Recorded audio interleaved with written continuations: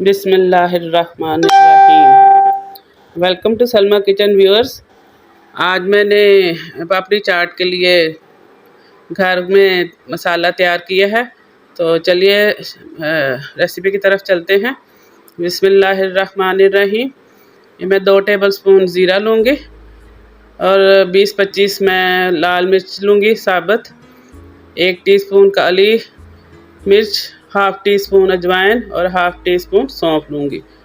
और इधर हम दूसरे मसाला जात नमक 1 टेबलस्पून, काला नमक 1 टीस्पून और टाटरी 1 टीस्पून और आमचूर का पाउडर 2 टेबलस्पून।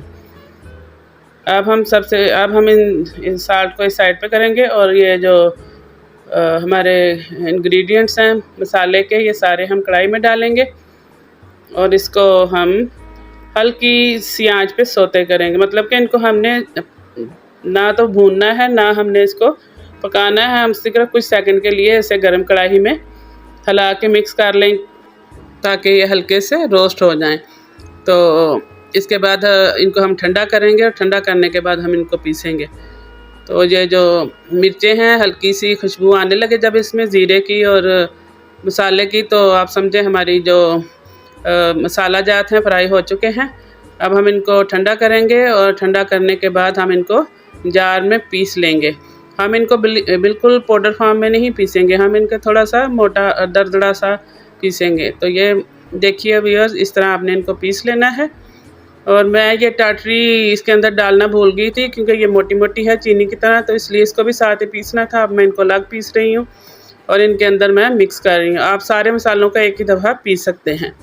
अब इनको मैंने मिक्स कर लिया है सारों को और माशाल्लाह से बहुत खुशबूदार मसाला बनके तैयार हुआ है।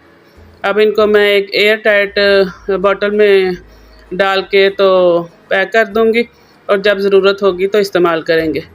तो लीजिए व्यूअर्स, घर का साफ़ सुथरा हाइजेनिक मसाला पापड़ी चाट का मसाला बनके तैयार है। तो आप भी बनाइए और अपनी दुआओं में याद रखिए। अल्लाह हाफिज़। सलमा किचन से सलमा को इजाज़त दीजिए। इसी तरह के नए नए रेसिपी आपको मिलती रहेंगी इंशाअल्लाह ताला से। खुदा हाफिज़।